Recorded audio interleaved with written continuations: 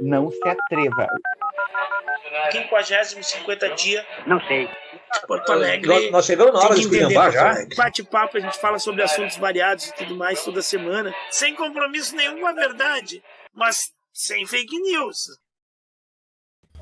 Bom dia, boa tarde, boa noite. Está começando mais um bate-papo semanal do A Hora dos Saldanhas, o seu podcast preferido quando você está preso no trânsito ou ao vivo todo sábado pelo nosso canal no YouTube. Eu me chamo André Saldanha e para essa retrospectiva de 2023...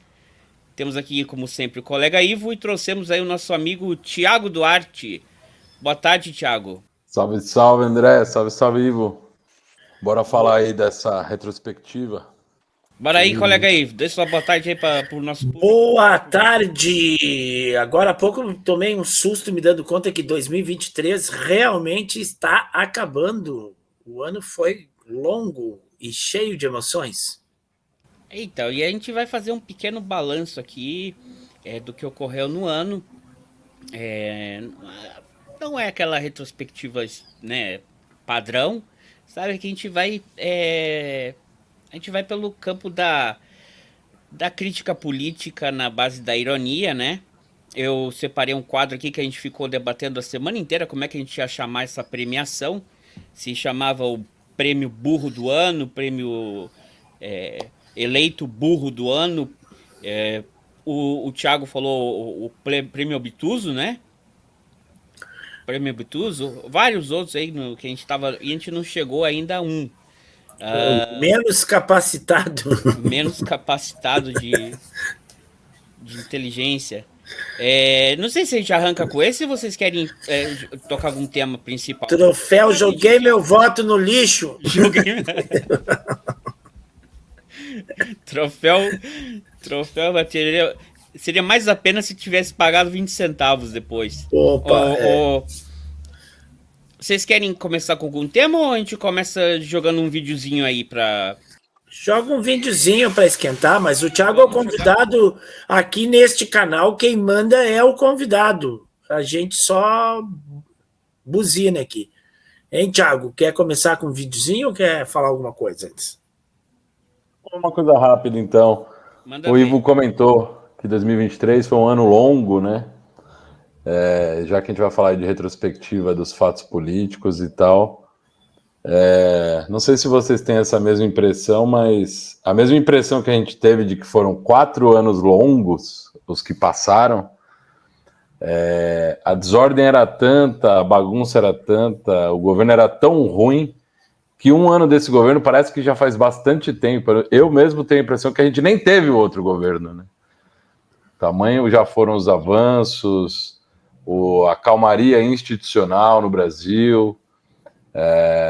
E o que nós vamos retratar hoje aqui é justamente a qualidade da nossa oposição, né? Que é uma coisa assustadora. Mas acho que um ponto que é importante falar de oposição não sei se nós, brasileiros, a gente se acostumou mal ou se acostumou bem, mas desde a redemocratização, principalmente mais notadamente depois da entrada do Fernando Henrique no primeiro governo, as oposições eram fortes, né? E eu acho que todo governo que tem uma oposição forte como contraponto é um governo que permite uma evolução melhor. Então, Fernando Henrique teve uma oposição forte, principalmente do PT, e por isso trouxe alguns avanços. Depois veio a era Lula, que ainda tinha uma oposição forte do antigo PSDB. E o que eu acho que o Lula conseguiu dessa vez, em função do que a gente viveu, né, à beira do fascismo e tudo mais, foi que antes que essa oposição se formasse, ele trouxe a oposição para dentro do governo. Então, Geraldo Alckmin como vice talvez o caso clássico, que certamente seria alguém de oposição clássica, e outros personagens, né? E levando em conta que o Brasil praticamente não tem mais partidos políticos, né? Se a gente for analisar, o Brasil só tem um partido político de verdade, que é o PT, alguns começando a crescer, mas de oposição à esquerda o Brasil não tem mais nenhum. né? Virou apenas balcões de negócios e cargos e tal. Então, acho que a grande sacada do Lula foi... Eu vi um tweet aí fazendo uma menção a um cientista político, que é o Christian Lynch. Ele escreveu recentemente até um livro como o populismo reacionário. Ele fala justamente de que aquele momento de redemocratização de 88, o Lula conseguiu encarnar aquele mesmo momento agora para a eleição de 2022, né? Foi resgatar tudo aquilo que estava indo por água abaixo em termos de instituição, em termos de Estado como um todo, e fazer o Brasil voltar a andar nos trilhos, principalmente no cenário internacional, né? Então, acho que era só essa primeira reflexão, já que tudo que a gente vai assistir aqui e reagir vai refletir a qualidade da nossa oposição de hoje. Vou aproveitar o gancho aí do Thiago para falar que é um momento assim bem complicado, porque na realidade, do ponto de vista democrático, né, de ter uma oposição, de ter um debate político qualificado, as oposições de ideias, né, ele ficou prejudicado, porque se alguém quer minimamente que alguém que faça política, né, de fato política, tem que estar alinhado com o governo, porque o que sobra fora do governo é o que a gente vai ver nos vídeos aí. É uma coisa totalmente sem sentido, despreparada e tudo mais. Por exemplo, vou citar aqui, eu não sou partidário e não gosto, não acho legais as propostas, a ideia política, as proposições do governo do meu estado, mas eu reconheço na figura do governador uma pessoa que tem condições de ocupar este cargo enquanto governador.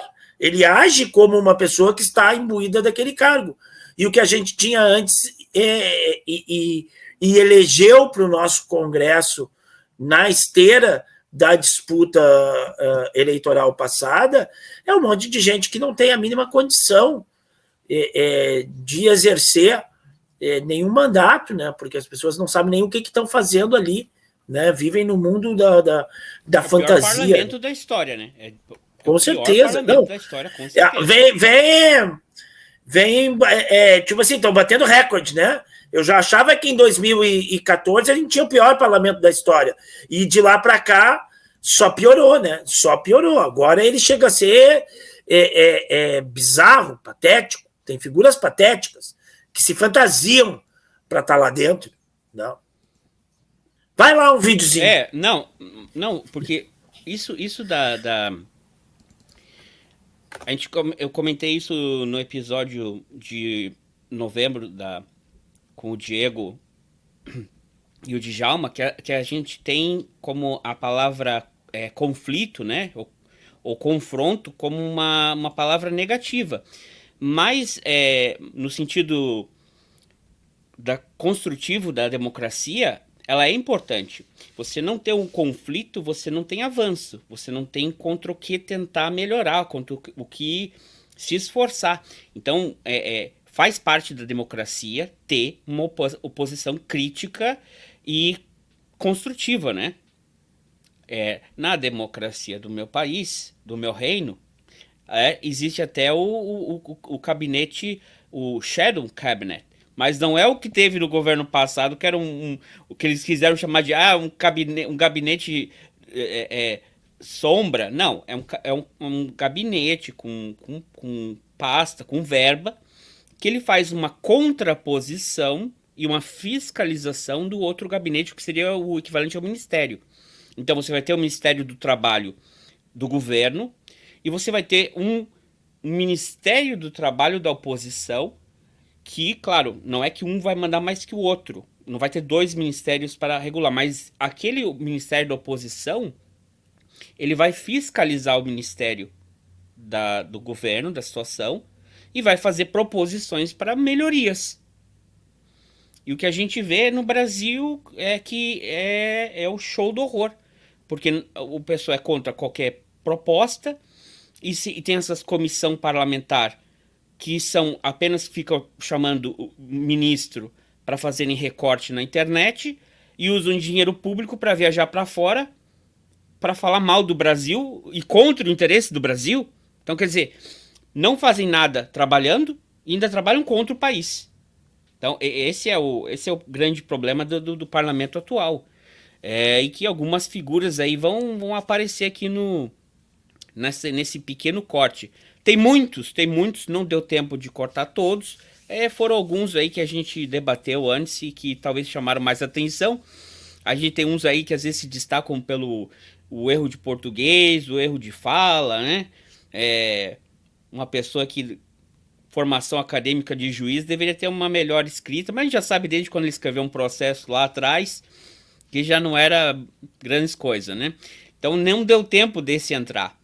E provavelmente daqui até o final do ano o pessoal vai se esforçar ao máximo para superar essa seleção aqui. Então vamos dar uma olhada o que eu separei aqui para hoje. E agora para concluir, e agora só para ajudar aqui, já que a gente trata de informações, não acredito que tenha sido de mau gosto, talvez simplesmente não lembre, porque enfim, foram poucas as vezes. O senhor acabou de falar que não responde nenhum processo, no Jus Brasil diz que o senhor responde 277 processos. Mas são poucos, eu acredito que tem esquecido. O senhor falou que não sabia do que iria acontecer, aí, não né? recebeu avisos, não recebeu nada disso, tudo bem. Finalmente, sobre outra lenda. Por favor, deputado, eu acho que aqui, Comissão de Constituição e Justiça da Câmara, aqui é o parlamento brasileiro, o povo brasileiro que está nos assistindo. Pessoas estão nos assistindo. Um deputado da CCJ da Câmara dizer que pesquisou no Jur Brasil. Aí pegou ar, né? Dizer que pesquisou no Jur. De novo. Gente. Dizer que pesquisou no.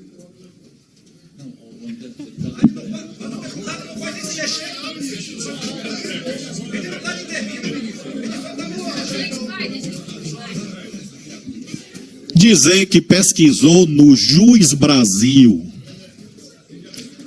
Eu vou contar, olha, eu sou professor de direito, eu vou contar para os meus alunos como anedota,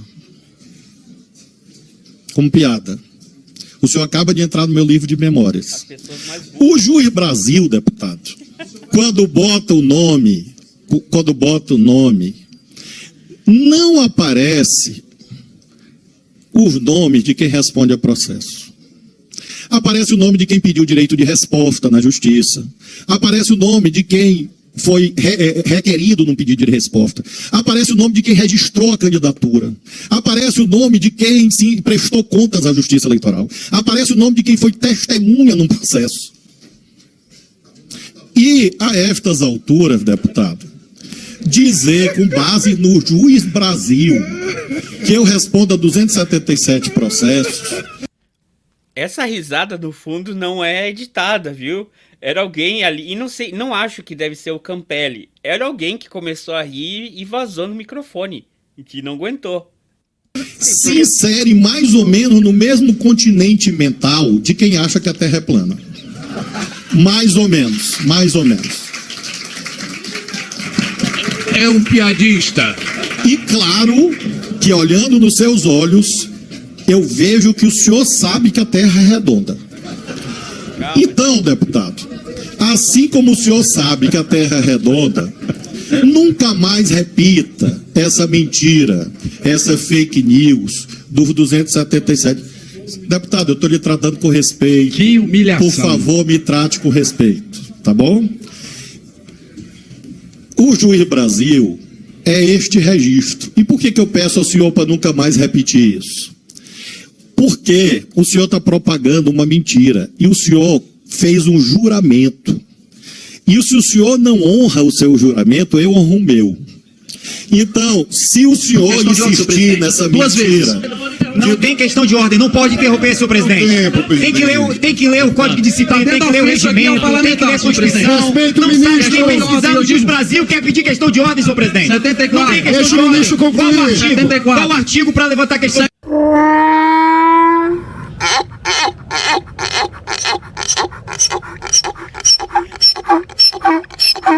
Não consegue nem pesquisar no Jus Brasil, vai pedir. E olha, tem que fazer uma menção, porque ele cabe em duas categorias, porque ele pediu tanto pela CPMI dos atos do 8 de janeiro, sendo que ele é um dos investigados no Supremo Tribunal, que ele conseguiu. Então, dupla classificação aqui. Comentários aí, vocês viram que era 28 de março, né? Eu acho que foi esse evento. Não, a galera lá atrás rachando o bico, né, cara? A galera lá atrás não se segurou. Tava tranquilo até um determinado momento, daqui a pouco o pessoal não aguentou mais. Vou tocar. Então, Carlão tem 6 letras. O que ele é? C, competente. R, A de R, caráter. Eu falei errado, desculpa. Vamos lá. Carlão, são 6 letras. C de competente, A de tem um caráter, R de patriota, L de palmeirense. A letra A de amigo e letra O de honesto. Então, só tenho a agradecer. Porque parece que...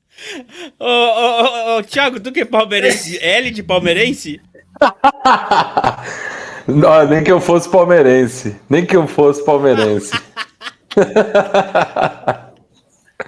Eu não consegui entender nada do A porque tem caráter, R porque como é que é? Qual é que é o... Palmeirense?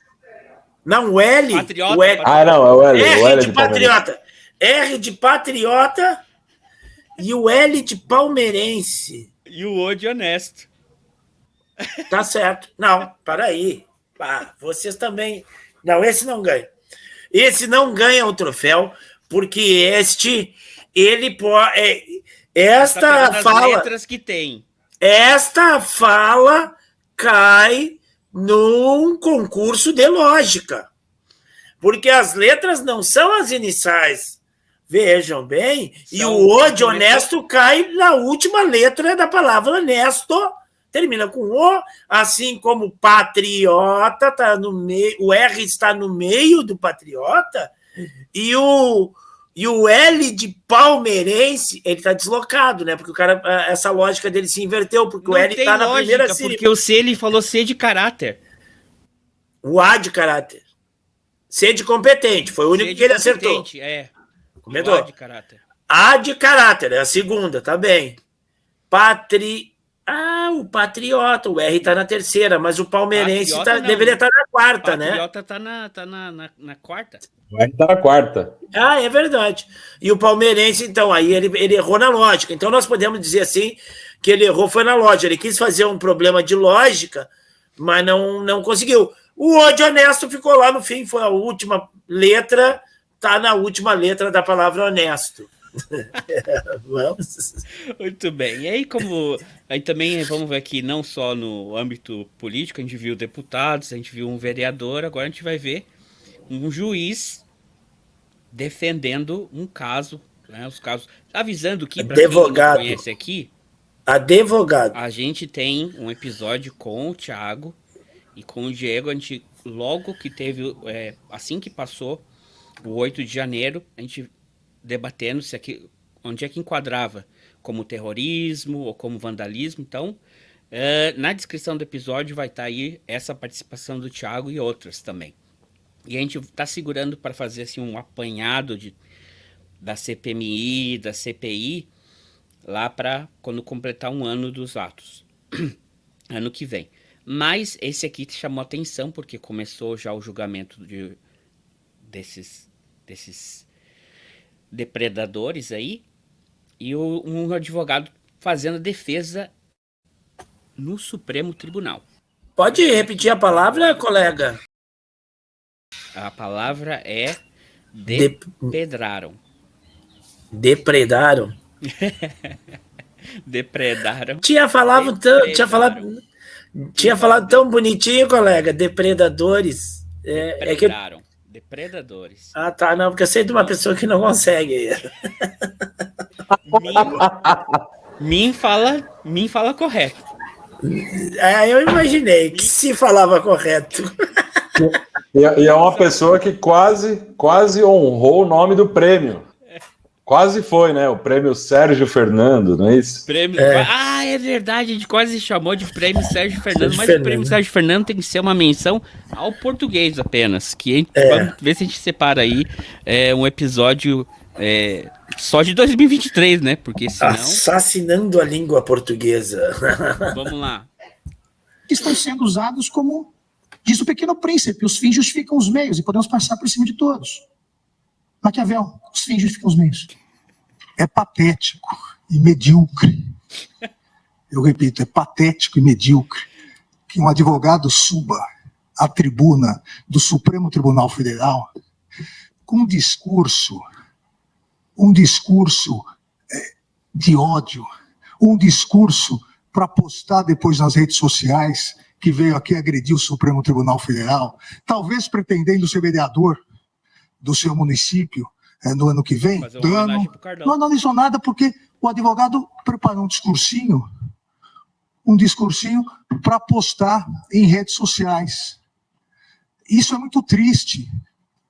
Os alunos que aqui se encontram hoje tiveram uma aula do que não deve ser feito na tribuna da Suprema Corte do país. Fazer uma média com os patriotas realmente é muito triste. E só não seria mais triste, ou só é mais triste, porque ainda confundiu o Príncipe de Maquiavel com o Pequeno Príncipe de Antonieta de Saint-Exupéry, que são obras que não têm absolutamente nada a ver. Mas, obviamente, quem não leu nenhuma nem outra vai no Google e às vezes dá algum problema. É o problema do mundo das redes sociais. Então, realmente muito triste isso que ocorreu hoje aqui, presidente. Não cheguei a doar. Algum comentário, colegas? Vai ter alguma lógica aí? O Ivo defendeu mais ou menos num episódio que a gente falou sobre isso, né, colega Ivo? Sim. Nós já comentamos aqui, inclusive, isso. Thiago? Mas só bem rápido, é importante que mesmo que ele não tivesse cometido a gafe, não tem uma página do Príncipe de Maquiavel que diga que os fins justificam os meios. Ele nunca disse isso. Isso certamente está no Google, mas ele nunca disse isso. O Pequeno Príncipe eu não sei, porque eu vou confessar que eu não li o Pequeno Príncipe. O Pequeno Príncipe eu não sei se ele disse isso. Maquiavel não disse. Então, vai ver que o douto advogado tenha lido o Pequeno Príncipe, nós não lemos, e lá no Pequeno Príncipe vai que o cara fala, né? Eu sei que ele tem um aviãozinho que ele vai. Tenho que confessar que a única frase que eu conheço do Pequeno Príncipe que está no Google é: tu te tornas responsável por aquilo que cativas, né? Mas tu te tornas responsável por aquilo que cativas, Alexandre de Moraes. Tá lá.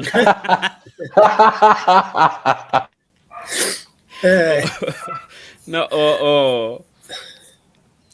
é complicado. É complicado. A boa do Isso é uma retrospectiva também no podcast. Está no episódio 105 de setembro, 150 anos do Grêmio de Maquiavel. Isso. É o título do episódio. E uma coisa que é importante, o Alexandre de Moraes, sabendo quem sustentaria oralmente, se preparou. Ele não falou de forma aleatória que o videozinho era para uma possível candidatura a vereador. Esse advogado, ele já foi vereador. No município aqui em São Paulo, que eu não me recordo agora, se é Franca, algum desses. Ele, inclusive, já foi condenado por improbidade administrativa. Tem uma série de... Então, o Alexandre de Moraes já sabia do histórico do figura, né? Sei, beleza. E como os políticos representam a população, vamos ver aí um patriota aí que foi preso por seus atos no dia 8 de janeiro na CPI distrital do Distrito Federal, ele dando as declarações do que levaram ele a um ato tão desesperado. Porque eu não estava tendo nem dinheiro para nada, que eu vivia lá, eu não conseguia trabalhar, eu estava preocupado com o Brasil. Preocupado em que sentido? Eu queria, como eu te falei, eu prezo pela igreja, pelos bons costumes, eu fiquei com medo. O senhor é qual igreja? Eu sou do evangélico. O senhor ficou com medo de quê? Veja bem, antes quando a Dilma tinha saído, eu me recordo uma ocasião que quem tinha uma casa que tinha 3 quartos ou 4 quartos e alguém que estivesse na rua e não tivesse direito, que não tivesse teto ou casa, eu teria que ceder um dos quartos. Só acreditou nisso?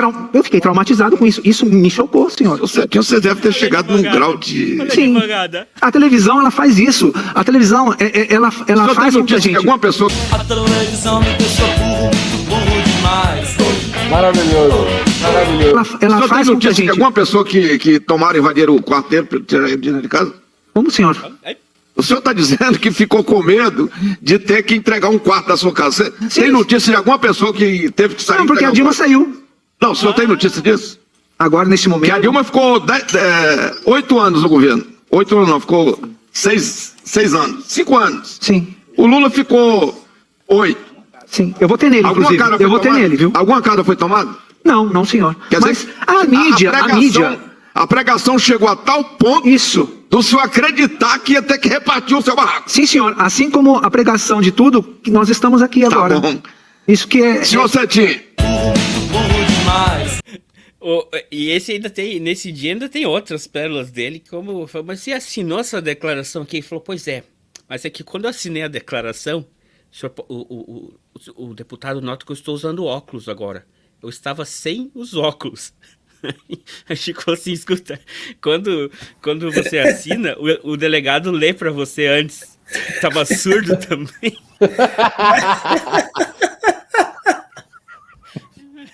Mas a advogada é ótima, né? A advogada bota a mão no rosto e diz assim, ai, que burro, que nem diria o Chaves, né?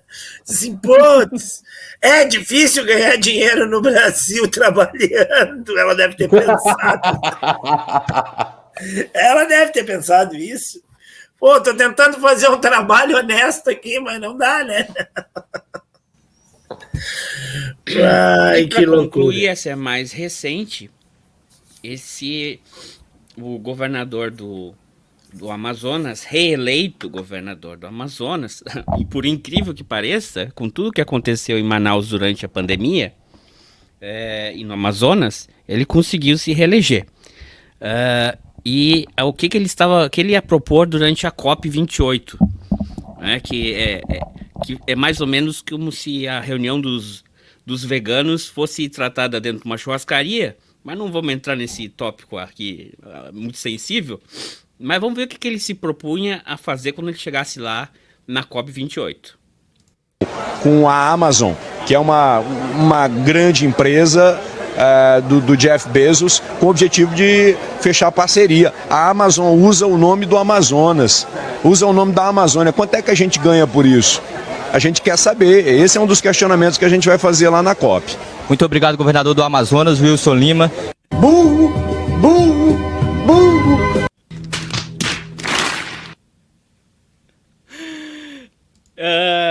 E essa foi a nossa seleção aí. Que bom que não tem. Achou que faltou alguém? Ponha nos comentários aí, por favor. Que bom que não tem população nativa lá na Antártida, né? Senão a Antártica ia ter que pagar royalties por esses anos todos que usou o nome do continente. É difícil até reagir, né?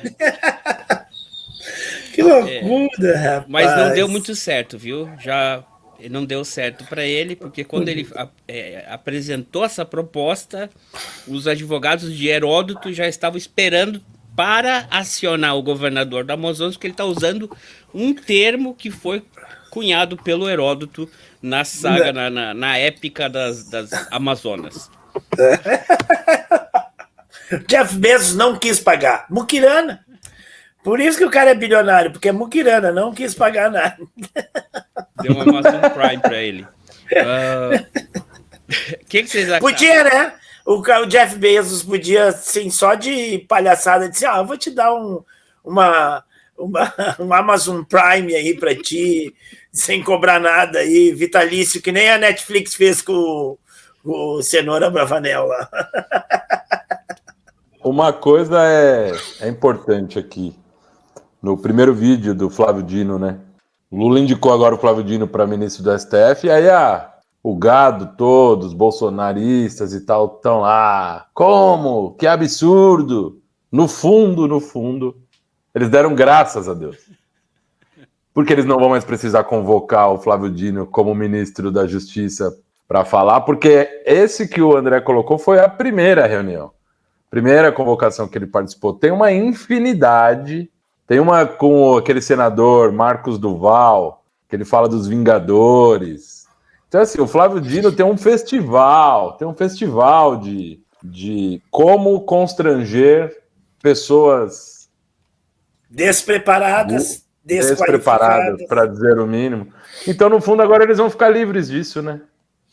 Ou não, né? Agora pode ser que ele convoque eles lá para fazer uma visitinha. E como a gente sabe que eles não vão conseguir contratar um advogado decente, vai ser pior. Mas ainda bem que tem o Silvio Almeida, né? O Silvio Almeida, que merece toda a nossa homenagem, que talvez seja o grande intelectual brasileiro da atualidade, né? E o Flávio Dino ainda consegue ter um jogo mais de... uma característica mais de humor. Ele consegue ser mais bem-humorado. O Silvio Almeida, ele vem e acaba com as pessoas com o intelecto mesmo, né? Sim. Teve uma semana passada, da forma que eles pediram o impeachment dele, né? Como ministro dos direitos humanos. E aí ele constrangeu, ele falou, essa peça é vergonhosa. Porque a peça foi endereçada ao Arthur Lira, sendo que se você pede impeachment de um ministro, você tem que endereçar ao presidente do Supremo, e não ao presidente do Congresso, né? Então, coisas básicas que estão na Constituição, não precisa ser um deputado para saber disso, nem formado em direito, é só ler. Se eu não me engano, é no artigo 103, inciso 2, talvez, parágrafo 2º, fala sobre isso. Então, não é nenhum mistério, assim, nossa, que difícil. Então, eles não cansam de ser constrangidos, né? Então, essa tarefa sobrou para o Silvio Almeida. Enquanto o Silvio Almeida for ministro, ele que vai ter que constranger. Thiago, tu não tem uma suspeita de quem possa ter redigido essa proposta aí de impeachment? Porque o que ele falou é que é o seguinte, quando vão dizer crime de responsabilidade, quando vão dizer qual é o crime, acaba o documento, né? Então, parece assim, eu já sei que tem gente assim que gosta de escrever peças assim, de acusação, de coisas assim, que não determina o fato, né? Tem crime, qual é o objeto? Não sei, Fortes qualquer indícios. coisa. Fortes indícios. Mas sabe, é que essa estava na sugestão, mas é que ali é toda uma... aí ele entrava seria um outro bloco, que seriam umas sapatadas do Silvio Almeida, porque teve várias. Teve do outro deputado, o Chupeta, o Chupetinha, a Nicole, que fica brabinha, não, que chama ele assim, se é que tem um deputado com esse nome, que ele fala, como é que é? Você não tem moral nenhuma, pode ficar tranquilo que você não tem isso para perder. Algo do gênero. Teve várias dele. Teve várias que teria que ter um bloco só pro Silvio Almeida. A questão... O Dino aqui, ele é um dos vídeos um short mais visto um react que a gente fez dele nesse evento aí, Thiago. Quando ele foi no Senado sobre os CACs. O pessoal perguntando, os CACs, o cidadão de bem agora não vai poder perder sua arma para um miliciano? Isso é inadmissível. E aí foram tentar enquadrar ele, só que o jogo virou parceiro. Inclusive tem o Sérgio Fernando E o corte que mais é visto no canal, que é esse que ele fala. Eu sou ficha limpa. Quem tem moral, defende. Quem tem honra, defende. É o mais visto e mais odiado também. É o que mais tem dislike e comentários contra. Ok. Se você não gosta, deixe seu comentário, dá seu dislike. Não tem problema não. E a gente vai ver aí, né? Provavelmente ele vai ser o próximo ministro do Supremo Tribunal. Eu preferiria, assim, ó, teria interessante ele na corrida para presidente, eu acho. E só para fazer aqui, ó, acertar, eu tinha falado artigo 102, inciso 2, né? Mas artigo 102, inciso 1, a linha C. Compete ao Supremo Tribunal Federal processar e julgar originariamente, nas infrações penais comuns e nos crimes de responsabilidade, os ministros de Estado, os comandantes da Marinha, do Exército, da Aeronáutica, os membros do Congresso Nacional, seus próprios ministros e o PGR. Então, quer dizer... Muito bem, porque aqui não... Bicho burro. Ó. Constituição da República Federativa, arroz e feijão. Porque aqui não temos comprometimento nenhum com a verdade, mas sem fake news. Se você chegou aqui, não conhece o canal, se inscreva no canal, deixe seu like ou seu dislike, como o pessoal que não gosta dos cortes do Dino. Se você não está gostando, recomende para alguém que você odeia. E se você quiser seguir a gente também no Instagram, está aparecendo aqui na tela. Se você está ouvindo pelo MP3, eu vou ler para você. É @a_hora_dos_saldanhas. Você encontra a gente lá no Instagram, onde também vai ter uns memezinhos, vai ter uns cortes aqui do canal. Coleguinhas, e o papel da mídia nesse ano? O que vocês acham? A mídia foi...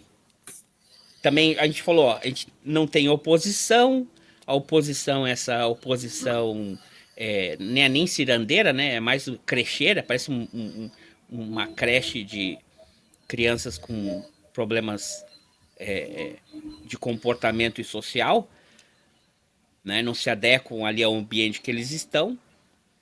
E o papel da mídia, que seria estar reportando as coisas, ou seria também estar questionando? Como é que vocês acham que se comportou esse ano? Vocês acham que eles deram uma pausa pro Lula, ou eles se reportaram bem, ou segue a mesma coisa? O que vocês levantam aí da mídia em 2023? 30 segundos. Ou mais. Vai lá, Ivo. Eu não sei. Em dados momentos parece que eu sinto assim uns ares que já senti antes, assim, sabe? De querer... Eu acho que ela não entra nessa... Ela poderia ser mais incisiva em mostrar isso, assim, ó. Não existe comparação, certo? Uma coisa é eu criticar o governo, uma coisa é fazer oposição ao governo. Agora, não tenho como comparar um e outro. Está polarizado? Está polarizado. Mas eu acho que era papel da mídia esclarecer. Ó, essa polarização é uma polarização um pouco equivocada, porque isso não é política. Não é uma polarização política, porque o outro lado lá não é político. O outro lado lá é essa gente que gasta dinheiro público, tá? Não que a gente defenda o governo, não vamos defender o governo, vamos criticar quando tiver que criticar. Beleza. Mas deixar claro isso. E, às vezes, faz um joguinho dos interesses ali, dá meio que tenta dar uma cozinhada no governo, sem criticar, mas dá uma cozinhada, sabe? Que a gente já viu onde foi dar em outros momentos. Então, eu acho que ela poderia ser um pouco mais clara nisso. Tá? Não estou dizendo que a mídia deveria tomar partido, mas ser mais direta nisso aí. Mas alguns veículos continuam tomando partido, e o mau partido, não no sentido governo A ou governo B, mas traçar uma linha. O que está no campo, igual você falou, o que está na moldura democrática, o que não está, né? Ontem mesmo, um jornalista respeitado, Lauro Jardim, com a polêmica que deu com o ministro das Relações Exteriores, da possível injúria racial que ele teria cometido, já se descobriu que não aconteceu. Que se aconteceu era uma outra pessoa, que não era o ministro. O Lauro Jardim fez a matéria com um título tendencioso. No meio da tarde ele corrigiu a matéria, mas ele não corrigiu o título. E se a gente sabe que no Brasil, sei lá, um percentual muito alto, as pessoas mal leem o primeiro parágrafo, o que conta é o lead da matéria. E isso fica no imaginário, porque aquele vídeo que a gente acabou de assistir do cara falando que ele ia ter que dividir o quarto dele, a gente deu risada. Mas as pessoas acreditam nisso, cara. As pessoas acreditam numa merda dessa. Elas acreditam nisso.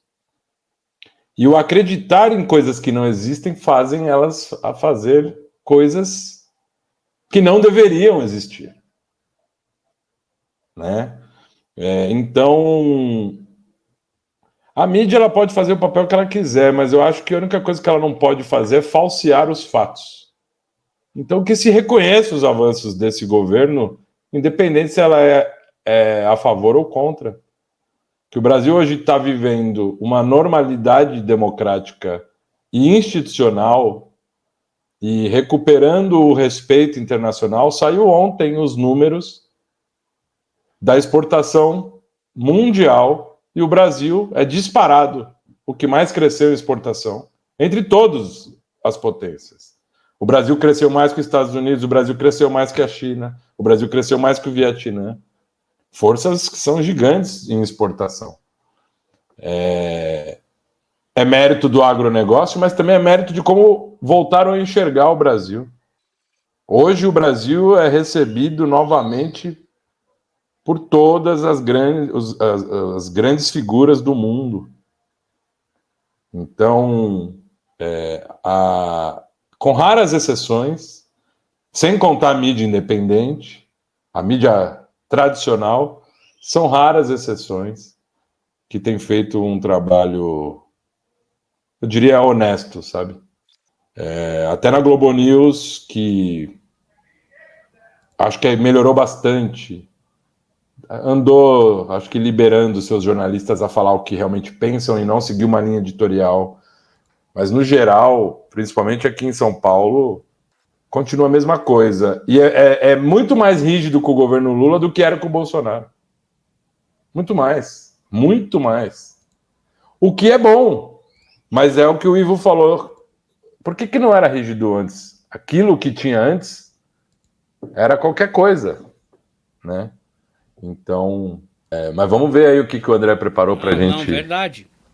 Não, e eu acho o seguinte, ó, se até tu tem um canal que ele é tendencioso, eu não vou falar o canal no Brasil, mas vou pegar um exemplo internacional.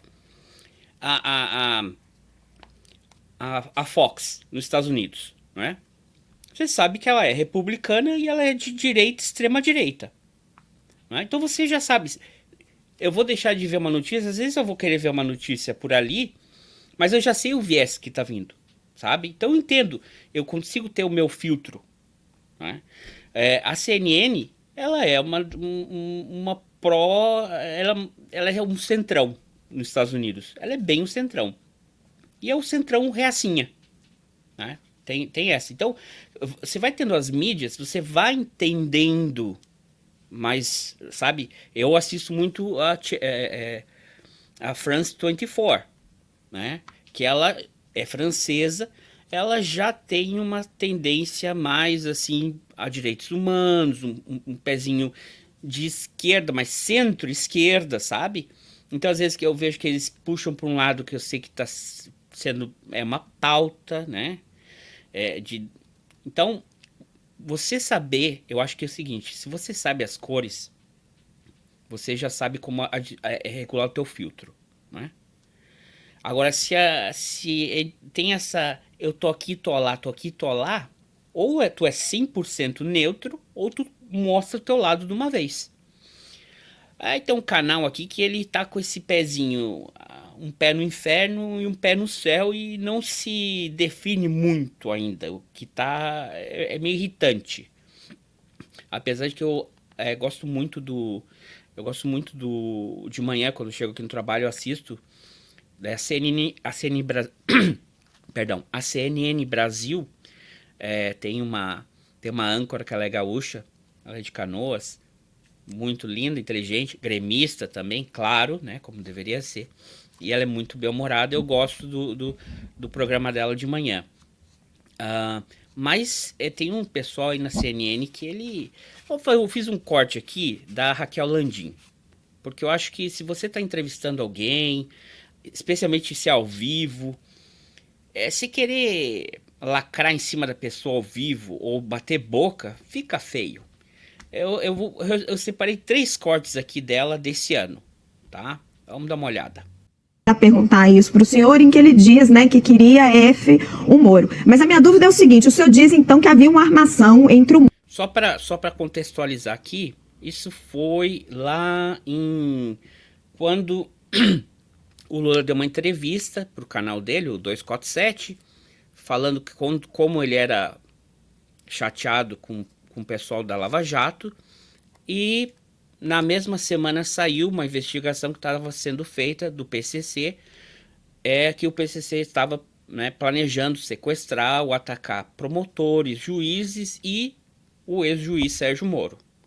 E aí foram chamar ao vivo o ministro Paulo Pimenta, e essa parte da entrevista já tinha desgastado a simpatia entre ele e as pessoas que estão entrevistando ele, que é a Raquel Landim e o garoto bonitão aí que foi chutado para fora da CNN, ou sei lá o que aconteceu com ele.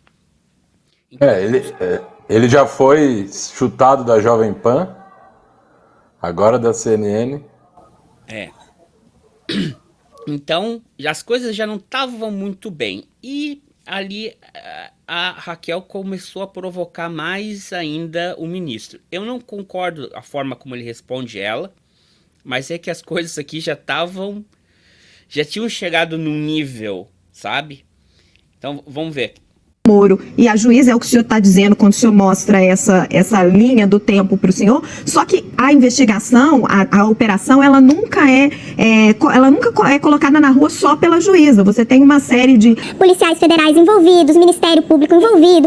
Isso requer uma preparação de dias. As informações que a gente tem, que isso já estava sendo preparado há muitos dias. A própria Polícia Federal divulga isso. Então, como é que o senhor coloca uma armação do Moro com a juíza e isenta dessa armação todos esses policiais e esses procuradores e promotores que estavam envolvidos nesta mesma operação? Faz sentido?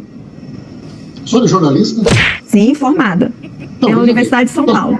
Nós jornalistas, eu também sou jornalista formado na Universidade Federal de Santa Maria, construímos o nosso raciocínio permanentemente levantando dúvidas e questionamentos, né? Inclusive, nós aprendemos... É que hoje o senhor está no cargo de ministro-chefe da Casa Civil, então o senhor traz informações. É na condição de entrevistado que o senhor está aqui hoje, aquele que traz as informações. Quero explicar no raciocínio cartesiano, né? Inclusive, eu achei que o episódio da imprensa ter aceitado como verdade, né, sem qualquer questionamento, a experiência da Lava Jato tinha trazido um ensinamento para nós todos, que é questionar sempre. A senhora disse que eu falei em armação, que eu sustentei que tem uma armação. Não. Eu levantei um conjunto de questionamentos que eu acho que devem ser investigados. E que, inclusive, a imprensa deveria pensar sobre isso. Ministro, vou colocar a Tainá Falcão na nossa... Comentários aí, colega? Eu não vou me lembrar agora quem falou isso. Eu acho que foi num documentário, alguma coisa assim, da questão da Lava Jato, né? Que não se fazia nenhum trabalho investigativo. Né? Porque a função do jornalista é fazer trabalho investigativo, é ir lá escarafunchar a fonte. Da onde que vem essa ideia? Da onde que vem essa notícia? Como é que isso se desenvolveu? Né? É o trabalho investigativo, para poder informar a população e não vender um produto já pronto, que era o da Lava Jato. Né? Então, alguém estava falando assim, tinha um grupo de jornalistas que recebia pronto dos procuradores lá e não questionava. Não duvidava, não botava em dúvida nem nada, e só passava a replicar. E eu acho que é isso que o Pimenta está falando para ela, né? Tipo, caiu uma informação aí no colo de vocês e vocês não questionaram, não aprenderam nada com a Lava Jato? Porque deve ter gente aí que deve estar arrependido de ter defendido tanto e crucificado tanto o atual presidente aí quando ele foi acusado, porque davam como verdade, só estavam quase santificando o Sérgio Moro, né? E aí quando vê que o Sérgio Moro só fazia armação, fica chato para um jornalista também que não foi em nenhum momento investigar, olhar e conferir se isso aí estava correto. Foi naquele documentário. Ivo, corta um pouquinho teu microfone e abre de volta que tá dando um pouco de retorno. Foi naquele documentário, a gente comentou ele, o Thiago tinha recomendado ele, depois acho que todo mundo assistiu. O amigo secreto? O Amigo Secreto, tá naquele documentário. Eles já tinham o clipping, já tinham, antes de começar a coletiva de imprensa, já tava aqui, ó.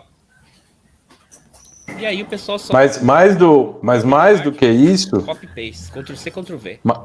Mais do que isso, até chegou a ventilar rapidamente na imprensa quando isso veio à tona, mas já foi meio que abafado. E acho até que com influência do governo de agora, na operação spoofing, que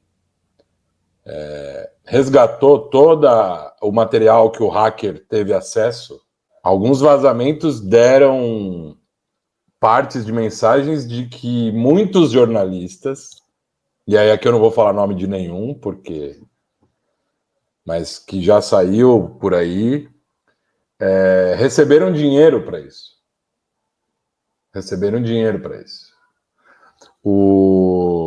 Tem alguns jornalistas de grande renome que andam meio afastados por conta disso. Então eu acho que houve algum acordão para ter uma operação abafa. O Reinaldo Azevedo tem denunciado isso, inclusive, de que muitos jornalistas, as fontes deles eram os procuradores, não tinha fonte nenhuma. Então é aqui, ó, é o que o Ivo falou, o clipping, tá aqui, publique-se. Tem um escândalo envolvendo a Anistia Internacional, a Transparência Internacional. Não, teve um escândalo envolvendo a Transparência Internacional. Lembra aqueles recursos que a Lava Jato queria recuperar da Petrobras e criar uma fundação sob a administração da República de Curitiba, que o Alexandre de Moraes foi lá e cortou, não permitiu, porque a Gabriela Hart tinha autorizado. É nesse contexto aí que tem gente da imprensa envolvida, Transparência Internacional, grandes empresários, então rolou uma operação abafa aí. Não sei se é porque abriu-se inquéritos de investigação formal, então virou sigilo mesmo. Mas é isso. A Lava Jato, a imprensa durante a Lava Jato não fez trabalho de imprensa, ela fez trabalho de megafone. Só isso. Vejamos o clipe aqui que vem na sequência. Conversa, mas só queria insistir num ponto. O senhor tem absoluta razão. Nada justifica agressão, hostilidade verbal, principalmente contra ministros do Supremo Tribunal Federal. Agora a defesa insiste. Peraí, de novo, deixa eu contextualizar aqui. Isso a gente está falando mais ou menos julho, quando o Alexandre de Moraes está viajando com a família na Itália e os patriotas, né, naquela modus operandi deles, tentaram passar por uma situação constrangedora, ataques verbais, e a coisa passou por ataque físico. Isso não é o começo da entrevista, também, é o meio da entrevista, mas aqui ela está questionando porque todo esse, né, o aparato, tudo aqui em volta do Alexandre de Moraes, não seria apenas um caso simples e coisa e tal, né? Por que tanto assim, como se o governo estivesse tentando ajudar o Alexandre de Moraes nessa situação que foi, né, amplamente registrada pelas próprias pessoas que foram acusadas, criaram prova contra eles mesmos, e pelos vídeos do aeroporto na Itália. E aí ela está questionando de novo, pela terceira vez, o Dino a respeito disso. do casal, de que não houve esse tipo de hostilidade. As imagens que hoje estão em poder da Polícia Federal comprovam que houve a hostilidade que o ministro Alexandre de Moraes relata? Você, como uma jornalista experiente, todas as pessoas que estão nos acompanhando, com certeza não cogitam que o ministro do Supremo iria inventar uma narrativa desse tipo. Há uma incompreensão sobre como você valora a prova, tecnicamente falando. Não existe isso de uma palavra contra outra. É preciso olhar o contexto e a plausibilidade, a verossimilhança. Imaginemos o absurdo. O ministro Alexandre está com sua família, caminhando no aeroporto e vê uma família qualquer e resolve agredir verbalmente essa família. Isso é ridículo, isso é risível. Obviamente, tudo está sendo levado ao inquérito policial e haverá uma apreciação técnica pelo Poder Judiciário, pelo Ministério Público antes, mas é preciso que as coisas tenham lógica, porque senão você banaliza esse tipo de ocorrência e acaba estimulando uma cultura de ódio. Então é preciso ter seriedade na análise dos fatos. É claro que todas as pessoas têm que ser ouvidas, mas evidentemente nós temos a convicção de que a verdade tecnicamente vai emergir e se configurar nos autos. Tainá. Oi, ministro, tudo bem? Boa tarde, bem-vindo, obrigada pela entrevista. Doutora. Então, na verdade, todos os adjetivos que ele estava dando ali, ele é muito esperto, ele estava direcionando para ela, né? É risível, a verdade que está aparecendo, quem está investigando a verdade, ou seja, o papel da mídia aqui que a gente está debatendo, né? Tu investigar, tu fazer as perguntas é uma coisa. Agora, quando tu faz uma pergunta tendenciosa, já querendo mostrar tua opinião, que é o seguinte: não deveriam estar investigando, protegendo, ou será que não é ele que está errado também? Quando já estava, assim, sabe, entrando na ondinha de vamos pegar no pé do Alexandre de Moraes. E aí chega num ponto que realmente irrita, né? Só que é aquela coisa, se eles não pegam uma pessoa que saiba responder, isso fica um corte, ou fica passando de novo e começa a virar uma verdade. Como é o que vai vir agora da dama do tráfico. Antes, alguém quer comentar alguma coisa? Não, isso que você falou, tem aquela tentativa de ficar criando armadilhas para ver se o entrevistado cai na armadilha, né?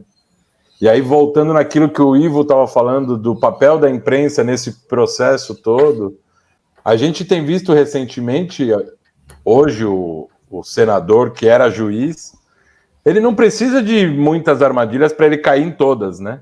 Mas quando ele era juiz, a imprensa só faltava cobrir de ouro e pérolas. Era tudo, eram entrevistas completamente armadas, roteirizadas, para que não tivesse esse tipo de coisa. Porque vamos combinar, né? Um sujeito dessa natureza ter tido status de herói no Brasil, eu acho que o Brasil tem heróis muito mais simples, mas de muito mais valor do que esse tipo, né? Verdade. Queriam cobrir ele de ouro, e para quem não fala inglês, isso se chama Golden Shower. Teve uma que eu acho que não deu certo o roteiro, que o cara perguntou para ele o que ele estava lendo, e ele disse que gostava de ler biografia. A biografia de quem? Aí ele não soube dizer. Foi no Bial, né? Foi no Bial. Não combinaram. Eu não me lembro. Qual livro que você está lendo? Eu não me lembro. E qual foi o último que você leu? Eu também não me lembro. Aí o Bial falou, faz tanto tempo assim. Não, eu leio todo tempo. Agora uma coisa aqui, tem que falar. Peraí, que tem que destacar isso aqui. Thiago, no seu segunda participação, a gente teve uma conversa no episódio que seguiu o episódio dos 100 anos do Brizola, foi o episódio Desmoronando. Em que tu e o engenheiro Zini falaram sobre o livro do Moro. Do Moro. E eu falei assim, peraí, mas tudo isso aí tá no livro dele? É basicamente uma confissão redigida e publicada? Falou, É isso aí. Tá lá no livro. E olha que interessante, ele está sendo investigado, né? E teve uma audiência no TSE, como é que é? Em Paraná? Tribunal. TRE. E o juiz de acusação, levou essa biografia. Aí o repórter perguntou, o senhor é fã dele? Vai pedir um autógrafo? Ele, não. Eu quero aproveitar esse livro aqui e vou fazer umas perguntas para ele, que ele mesmo escreveu no livro. Olha, aqui hora dos Estados da vanguarda. Vamos seguir aqui. Próximo, para dar o contexto, né? Esse aqui é mais recente. Toda aquela história de que a esposa... isso é fato, né? A esposa de um traficante do Amazonas, né? O estado que a Amazon está vilipendiando aí, esteve num evento sobre direitos humanos das pessoas encarceradas, bababá, e se criou esse alcunha de a dama do tráfico, né? Que foi a alcunha dada pela Estadão, o jornal Estado de São Paulo, correto? E a mídia já, gosta de um nomezinho, gosta de um apelido, gosta de um um clickbait, e já adotaram também. E aí estavam perguntando para a advogada da OAB, que estava a cargo dessa comissão que mandou um representante do Estado, por que a pessoa tinha participado. E ela estava respondendo. Só que, vamos ver como é que vai desenrolar a coisa aqui. A senhora diz que não sabia que ela era casada com um chefe de facção, mas que isso é irrelevante do ponto de vista jurídico, porque ela atendia às condições, tinha uma certidão negativa. Mas nós sabemos que o crime organizado, muitas vezes, ele se infiltra e ele se utiliza de organizações de direitos humanos. É o caso? Peraí. Olha o perigo aqui. Olha o perigo dessa fala dela. Aqui eu quero deixar bem claro que eu não estou querendo defender uma pessoa que é associada ou casada com alguém que é traficante, né? Apesar que, pelo Estado de Direito, se ela tem uma certidão negativa, ela é inocente até que se prove o contrário, correto? Mas olha o problema da fala. A gente sabe, quem? Tu e esse babaca aí do teu lado, que criminosos se infiltram nas associações de direitos humanos. Ou seja, olha aqui, olha onde ela está tentando minar a credibilidade das pessoas envolvidas na defesa dos direitos humanos. Essa aqui que é a fala vil dela. Onde que é o fato? Onde é que está isso? Nós sabemos. Tu tá inventando. No caso da Luciane? Eu não tenho como saber. Essa é uma afirmativa que, inclusive, você está me falando agora, e o que eu ouvi da sua narrativa, na abertura, você nominando a essa senhora como a dama do tráfico. Quando o repórter que fez essa matéria e a nominou pela primeira vez, ele já desmentiu e disse que essa nomenclatura ele achou conveniente colocar. Não existe essa nomenclatura no Estado. Então, é uma mentira que já foi desmentida por quem mentiu, e a imprensa continua reproduzindo, inclusive você, infelizmente. Entende? Então, nós precisamos agir ter uma imprensa com uma responsabilidade. Ela é casada há 25 anos com o chefe do... Ela é no mínimo a primeira dama do tráfico. Certo. Não tem nenhuma afirmativa mentirosa aqui, doutora. Ela é casada há 25 anos, companheira do chefe do Comando Vermelho no estado do Amazonas, que é um dos principais procurados pela polícia local, conhecido como Tio Patinhas. Não tem nenhuma afirmação mentirosa aqui, doutora. Eu estou falando da nomenclatura dama do tráfico, que inclusive está escrito aí embaixo. Eu não sou advogada dela, mas assim, eu estou fazendo essa pontuação. De onde, que está escrito aqui, né? Reuniões com dama do tráfico. De onde surgiu o dama do tráfico? Olha, pode ser se ela é casada com o chefe do tráfico, ela é no mínimo a primeira dama do tráfico. Agora eu queria aproveitar mas aí são ilações. Não são ilações, doutora. A relação dele com ela é um fato. Pedro, você tem mais uma pergunta? Eu queria só que a senhora explicasse. São ilações, sim. São ilações. Porque, afinal de contas, né?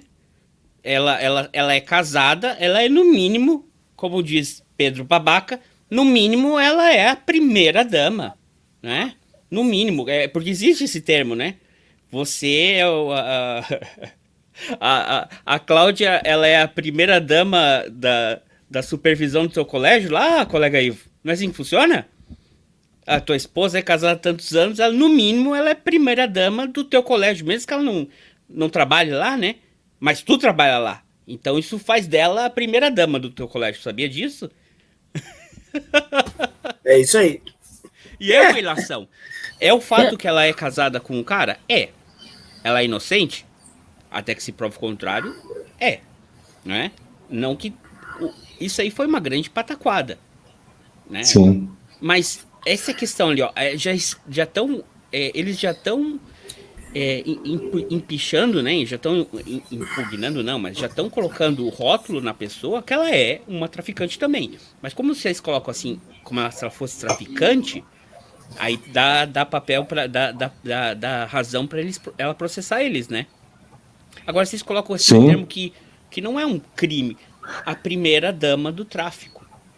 Mas é importante até, você falou rapidamente... Mas eles falam a dama do tráfico, como se ela fosse realmente a grande traficante do... Não, mas mais do que isso, a razão por ter feito isso foi o fato da reunião no Ministério da Justiça, que quiseram vincular a figura do Flávio Dino, que o André já falou no começo.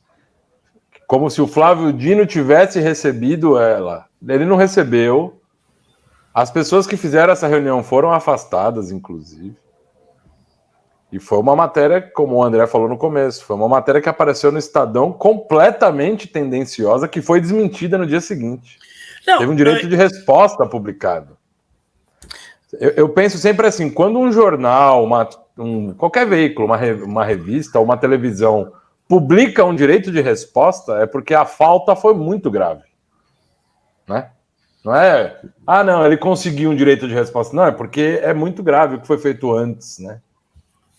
Não, e eu acho assim, ó, quando eu falei antes, né, de sentir ares na imprensa que eu já senti em outros momentos, é isso, né?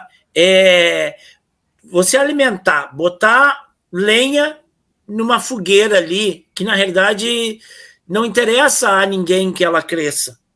Né?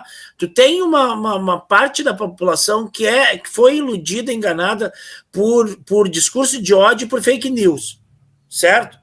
E aí tu pegar e alimentar, quando a gente se livra disso, tu pegar e alimentar de novo essa fogueira, dar uma sopradinha nessa fogueira, tu entende?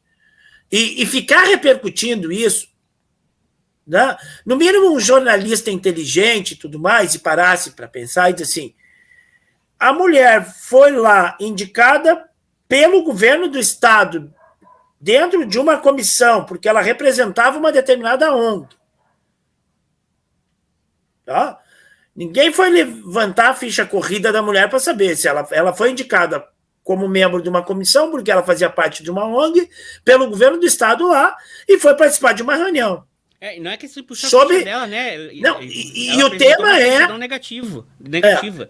Ela apresentou uma certidão negativa. Ou seja, ela não tem ficha. E o tema... Não, depois ela foi condenada, mas ela foi condenada depois. Mas e o tema era pertinente, porque se tu vai tratar sobre condições carcerárias de quem está preso, é óbvio que, de repente, em alguma dessas comissões vai ter parente de quem está preso. Essa é a ideia. É ter parente de quem está preso. A pessoa vai lá, ela tem direito de peticionar, ela tem direito né? Não, ela é parente de alguém, ela jamais pode entrar em nenhum órgão do governo. Não, para aí. Certo? Mas isso aí não é o caso. A pessoa participou de uma reunião indicada pelo governo dela lá, do estado dela lá. E o pessoal que contratou para trabalhar no seu gabinete enquanto ministro de Direitos Humanos, Família e não sei o quê, gente que tinha a ficha completamente suja e depois disse com a maior cara de pau, mas a gente não sabia que ele era assim. Daí não foi um caso, foi mais de um caso, no mesmo ministério. Mais do que isso, condecorados, policiais reformados do Rio de Janeiro, condecorados e exaltados por fazerem parte de milícia. Exato. E que hoje estão presos em função do assassinato da Marielle. Exato. Matador que estava preso e recebeu medalha de honra dentro da cadeia, que depois foi defendido no Congresso Nacional, que teve os familiares empregados em gabinete de deputado. Né? O pessoal revogou isso aí dele, viu? Aí, tipo assim... Já tiraram isso aí dele, viu? Assim. Isso e mais outras coisas também. É verdade. Tu entende? Então, tipo assim, a imprensa repercutir isso... não posso dizer que é ingenuidade, né? Não posso dizer que é ingenuidade. Né? É assoprar uma fogueira, porque não... Olha, qual que a gente falou de termos de comparação? Amigo, alguém vai lá e participou de uma reunião lá, aí tu quer botar o ministro nem estava na reunião. Foi com uma secretaria lá, foi uma outra coisa. A pessoa simplesmente entrou lá e participou de uma reunião, tirou uma ou duas fotos. E como alguém disse, esse negócio... O próprio ministro disse, esse negócio de tirar foto é bem complicado, né? Porque todo mundo visita a gente, todo dia tem um monte de gente visitando lá, e todo mundo sempre tira foto. E o negócio de tirar foto é complicado, porque tem gente que tem foto com um miliciano aí, com criminoso, né? Ou a pessoa vai tirar foto e em vez de tirar foto e fala uma bobeirinha, né? Tu entende? Então, a imprensa ter repercutido isso por 2-3 semanas... Não é ela, né? Vocês sabem que não é ela. O quê? É uma menina que é uma blogueira, é uma menina que... não, eles fizeram essa confusão também. Não, mas isso é outra coisa. Aquilo aconteceu, mas teve um outro abobado aí que também, se tivesse se eleito para o Congresso, estaria concorrendo no coisa. Estaria aqui? Não! Não foi jornalista, foi um congressista. Foi um congressista que confundiu a essa senhora aí, que é casada com o traficante, que esteve no ministério, com uma menina que faz... É o terror deles. Que é uma humorista. Que é uma humorista. Aí o cara pegou a imagem da humorista e botou junto com o Flávio Dino. Porque, na realidade, o Flávio Dino nem estava na jogada. A história da Luciane, eu acho o nome dessa mulher, ela foi numa reunião no Ministério de Direitos Humanos. Não para se reunir com o ministro, não, para numa reunião onde tinha um monte de gente. Não foi assim, o ministro, porque o peixe é vendido da seguinte forma: ministro do governo Lula chama para o seu gabinete a dama do tráfico do Amazonas. Tá? Quando a história não é bem assim, esse peixe não é bem assim. Né? Ela foi como representante de um comitê numa reunião que tinha várias pessoas, numa secretaria, né? Nem viu o ministro, nem passou perto do ministro. Daí disso, um parlamentar da categoria Joguei Meu Voto no Lixo vai lá e pega a foto de uma comediante da internet que tirou a foto junto com o Flávio Dino e bota, olha lá, ó, o Flávio Dino, que não tinha nada a ver com o negócio, mas porque eles odeiam o Flávio Dino. Mas por que eles odeiam o Flávio Dino? Porque tu botou aí, desde o começo do ano, o Flávio Dino deu-lhe sapatada, mas não poder neles. Eles convocaram o Flávio Dino não sei quantas vezes, e cada vez pararam de convocar o Flávio Dino, porque estava ficando chato as sapatadas que ele dava neles, aí pararam de chamar o Flávio Dino, esse homem vai acabar com a gente. Aí, quando indicaram o cara pro STF, enlouqueceram, né? Daí é o grande bandido, é o comunista. Aí eles lembram, ele é comunista, imagina, né? Eita, agora uma... O Ivo falou uma... De vez em quando, aparece. O fantasma do comunismo, ele aparece aqui. Estou falando muito nisso. O Ivo falou agora do Flávio. Ela é do Rio Grande do Norte, ela é nordestina, ela tá usando o chapeuzinho nordestino, mas Nordeste e Amazonas é tudo a mesma coisa. É bem pertinho. É tudo pessoal. O Ivo falou agora do Flávio Dino, e eu me lembrei também de um da categoria Joguei Meu Voto no Lixo, o pastor Feliciano, ele participou de um podcast, não sei para quem que ele estava dando entrevista, depois de algumas vezes que o Flávio Dino foi lá na Câmara, né, no Congresso, o Feliciano reconhece que eles estão passando vergonha. Ele fala lá pelas tantas no podcast lá, mas os caras são muito burros. Eles acham que eles vão pegar o Flávio Dino na armadilha? O cara é altamente preparado. Aí eles vão fazer uma pergunta idiota e recebem uma resposta adequada, né? Então, assim, quando o pastor Feliciano reconhece isso, calcule a medida da brincadeira, né? O nível que chegou a água aí. E só que uma coisinha aí, que se a gente pega aqui, a gente faz até uma relação nisso aqui com o começo lá, esse que eu tirei ali do André Fernandes, que ele está fazendo perguntas para o Dino, associando o PCC, o crime organizado, o Comando Vermelho, ao Lula e ao governo, né? Fazendo todas essas ilações e conexões. E que depois ele recebe a aula dele ali, né? Eu só peguei um corte do Jus Brasil. Mas aí você vê, esse tipo de narrativa, ela se constrói com esse tipo de matéria que eu botei aqui antes.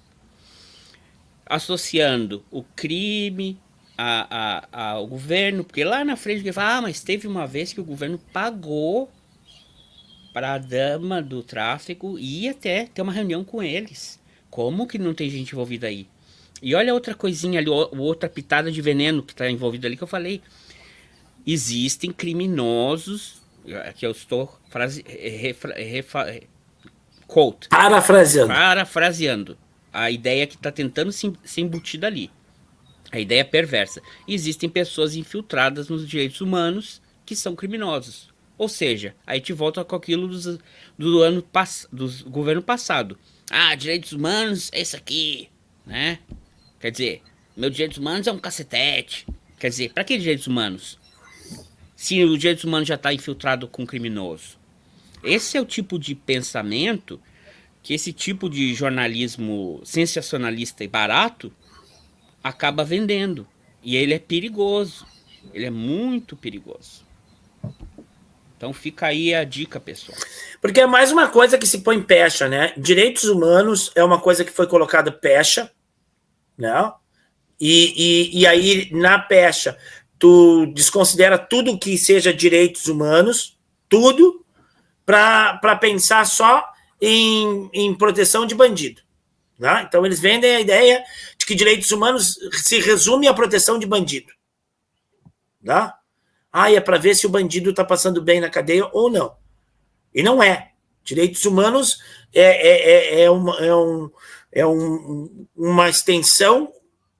Olha só quem apareceu de surpresa! E aí, beleza? Olha que coisa boa. Grande, Vitinho. Tudo bem com vocês? Tudo. Aqui direto de Punta del Diablo, no Uruguai. Oh, que loucura. A única punta que a gente gosta do Uruguai é a Punta del Diablo.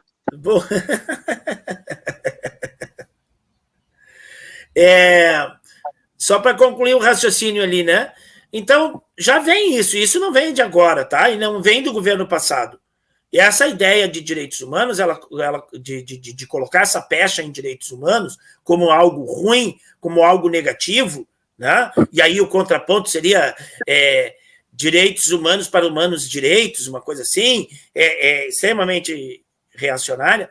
Essa coisa ela vem de vários anos atrás, né? Não é de agora. E o governo passado encampou isso.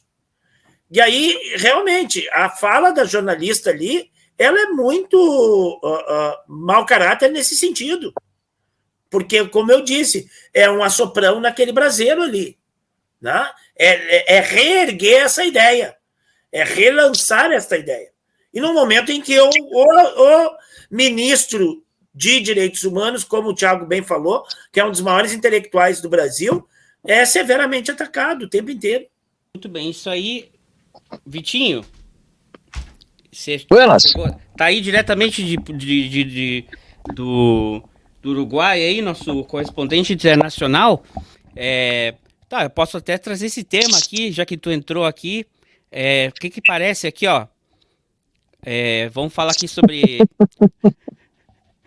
vamos falar sobre a posse do Milei. Aí, tu já ouviu falar no Mujica Milei? Ainda bem que eu não tinha ouvido falar ainda.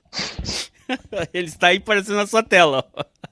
Que barbaridade. Quem é que inventou isso, tia? Lembro que tu tá mudo, Ivo? Coleguinhas. Isso não é o nosso bate-papo não, viu? Está ao vivo aqui. Tá, eu não quero atrapalhar a conversa. Eu cheguei atrasado aqui. Pode chegar, só não fala palavrão. No universo paralelo, esse aí seria o Mujica de extrema direita. Barbaridade. Ou que sacanagem com o Mujica fizeram, gente. Tá parecido? Vocês acham que tá parecido? Barbaridade. Tá solto o cara que fez essa charge aí? Liberdade de expressão. O que nos conta daí, Vitinho? Olha, e talvez nada muito relacionado ao tema da live de hoje. A gente está aqui meio que descansando, fim de semana. Hoje estivemos no Parque Santa Teresa, que é muito bonito. Então, essa praia aqui, Punta del Diablo, é muito bacana aqui no Uruguai. Ela é, assim, meio que alternativa, né? Uma praia pequena, bacana. A gente estava agora no centrinho, lá na beira do mar. Tá um vento fantástico, não dá nem para pensar em entrar no mar. Os uruguaios entram de qualquer jeito, né? Mas a gente não, tá um vento enorme lá. Tomamos alguma coisa na beira do mar e viemos para casa aqui, dar uma descansada antes de sair para comer alguma coisa. Mas tá uma beleza, que eu não quero atrapalhar a conversa aí de vocês, que pelo que eu vi tá uma boa. Uma praia alternativa, você tá falando Uruguai, praia alternativa é o quê? O pessoal vai ir pra... Olha, muito pouca coisa a gente viu desse tema aqui, né? Aqui no Uruguai, você sabe que o Pepe Mujica não só descriminalizou o uso de maconha, como ele praticamente estatizou a maconha, né? A controle, a verba, a tributação oriunda da venda, que é controlada e permitida apenas a maiores de idade, é usada para programas de prevenção de vícios em vários tipos de drogas, né? Álcool, tabaco, maconha, etc. Dentro da ideia de que não deve ser crime a pessoa consumir uma droga leve como a maconha. Uma vez que em todo o mundo, drogas bem mais pesadas, como o tabaco, por exemplo, como o álcool, são liberadas, né? Muito bem. A gente sabe que socialmente a droga que mais faz mal é o álcool. Que mais causa mortes, violência, etc, é o álcool, não é nenhuma droga ilegal, né? E que a droga mais difícil de se livrar da dependência é o tabaco, não é a maconha, nem outras drogas que são ilegais aqui no Brasil. Muito bem, aí ó. E agora ele toma um trago de vinho e acende um cigarro. Alguém tá afim aí? Alguém tá afim aí? Isso aí vai cair a live. Espera que o YouTube vai derrubar a gente. Não, antes de ser mal interpretado. Que susto. Antes de ser mal interpretado, gente, isso aqui é um buquê de temperos, de ervas aromáticas. Nenhuma delas é a erva que você tá pensando, tá? A moça que alugou pra gente aqui a cabana, ela faz isso aqui. Tem lavanda, tem alecrim, etc, seco, e ela enrola como se fosse um buquê garni, pra quem gosta de cozinhar, né? Um buquê garni, tu acende e dá um cheirinho maravilhoso no ambiente. Então não é o que vocês estão pensando, tá? Muito bem, tá bom. Não ótimo. É porque ele foi pro Uruguai que ele vai... Ele tá com esses olhinhos miúdos dele. Ô Vitinho, vamos para tentar encerrar aqui. Tentar voltar pro assunto. Voltar pro assunto. A gente fez uma pequena retrospectiva, uma boa retrospectiva aqui sobre o ano político em 2023. Já fica aqui o convite para te vir retornar e participar com a gente em janeiro sobre um ano aí do Dia da Democracia, porque o Brasil conseguiu se impor contra um golpe, né? 8 de janeiro. E quais foram as repercussões aí depois, porque a gente teve a CPMI, né, a CPI distrital, como isso impactou o Brasil depois desses eventos. Então já fica o convite para ti, para vir participar aqui com a gente, tu, Thiago, e o pessoal que quiser assistir. Se inscreva no canal aí que em janeiro a gente vai voltar nesse assunto. Mas tirando o 8 de janeiro, tirando a CPMIs, o que tu destacaria aí da política brasileira nesse ano? Pode ser positivo ou negativo. Só para contextualizar, Vitinho, só para contextualizar, a gente estava trabalhando aqui na categoria, como é que é? Político rasguei meu voto, ou político mais obtuso, político mais despreparado, desqualificado, foi o que a gente abordou aqui. Mas a briga é braba, né? A briga é braba, tá cheio de candidato aí. Você já deve ter falado do cara aquele que agradeceu pro prefeito, um troço que não tinha nada a ver com o prefeito, né? E nem eu me lembro direito o que era. Não é o Carlão, não, né? Não. Não sei. Não, foi a mulher que foi resgatada lá de Israel, logo no começo da guerra, e ela agradeceu o prefeito. Que agradeceu o prefeito de Sorocaba. Grande Isso. diplomata internacional. Isso. Ele fez uma ponte aérea Sorocaba-Gaza, né? Não, a mulher estava em Tel Aviv, né? Não... Mas diga mais, que mais? Mas eu acho que a briga é braba. Vocês já falaram bastante, deve ter falado bastante, né? De qualquer forma, eu entrei aqui de penetra, assim, só pelo prazer de ver e ouvir os amigos aí, né? Faz tempo que a gente não se fala, menos o Ivo, que eu vejo quase toda semana, quase todos os dias, né? Falo quase todos os dias. Mas é isso. Se a gente tivesse um grupo de WhatsApp pra gente ficar trocando ideia, seria uma boa ideia também, né? Pois é. Eu não sei porque eu não troco muita ideia em grupo de WhatsApp. Eu não tenho ideia repetida pra trocar, né? Eu só tenho uma de cada uma, né? Então... Ô, Vitinho, só para te esclarecer também, nós não conseguimos dar o prêmio do político aí. Primeiro que a gente não conseguiu achar o nome para o prêmio. E segundo, porque não conseguimos votar um critério de desempate. Então empatou todo mundo. Eu voto por dar o prêmio para todos os que vocês mencionaram. Então eu voto dar o prêmio para todo mundo, né? Então o ganhador desse prêmio vai para Maquiavel, o que escreveu o livro O Pequeno Príncipe. Barbaridade. Então, pessoal, esse foi o bate-papo, o episódio número 167 do dia 9 de janeiro de 2023. Que é isso aí? Isso é um singelo presente que eu ganhei ontem, fiquei surpreendido, não sabia, que me deram de surpresa. As bailarinas, elas são umas meninas muito queridas do terceiro ano lá da escola, que são simpáticas, talentosas. Embora eu não as coreografe, elas em alguns momentos apareceram em algumas apresentações que eu fiz, né? E a gente tem uma relação muito legal e eu recebi de presente ontem. Vou guardar com muito carinho, tem uma mensagem carinhosa também aqui, das bailarinas da escola, não vou falar o nome da escola. Muito bem, não fala. Eu no início eu achei que era uma caneca de recordação daquele filme com Will Brenner, O Rei e Eu. Só porque eu sou careca, vai tomar banho. Ninguém que ouve isso sabe quem é o Will Brenner, nem o Thiago não sabe quem é. Ô André. Vai lá, Thiagão. Obrigado aí. Quando eu sempre costumo dar alguma dica de livro... Sim. E aí, por coincidência, eu estou lendo um agora que tem a ver com o tema que a gente estava falando hoje, né? Mas no sentido oposto, e vai também em homenagem ao Ivo, que é professor, a Cláudia, que é professora, ó. O Mestre Ignorante, 5 lições sobre a emancipação intelectual, de Jacques Rancière. Baita livro. Muito bem, essa foi a dica cultural do Thiago. Thiago, muito obrigado por ter participado. A gente sabe que tua agenda é complicada por causa da faculdade, do trabalho, mas é sempre muito bom ter tu aqui com a gente. Já o convite também sabe que é para te voltar aí no episódio de janeiro. E valeu, obrigado sempre pelo apoio que tu dá aqui pro nosso pequeno canal, nossa ninho de águias de existência no meio de tanto conteúdo de direita no YouTube. Brigadão e um feliz 2024 para ti também, viu? Um feliz Natal e brigadão. 24, contamos contigo aí para voltar, hein? Mais vezes. Tamo junto. Bom Natal, bom Ano Novo pra vocês também.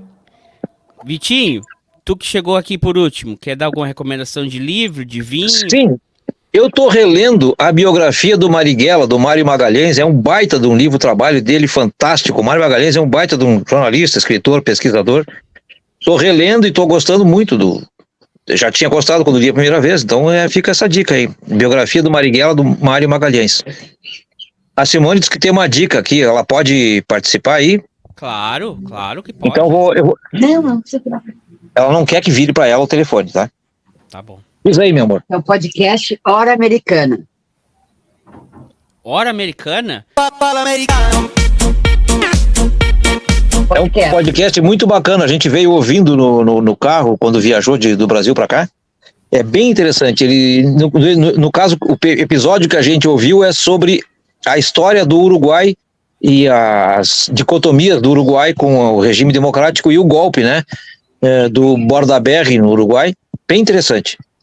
Aliás, o Uruguai tem as suas idiosincrasias, né? A ditadura militar do Uruguai teve 4 presidentes, 3 civis e 1 militar. E ela começou com um golpe dado por um presidente eleito, deu um autogolpe. Eu não gosto da expressão autogolpe, ninguém dá golpe em si mesmo, né? Mas teve um presidente eleito que fechou o Congresso e criou uma junta governativa escolhida por ele próprio e pela cúpula das Forças Armadas, né? As iniciais desse sujeito eram JMB. Desculpem falar isso, mas JMB são as iniciais de vocês sabem quem, né? Esse cara se chamava Juan Maria Bordaberry.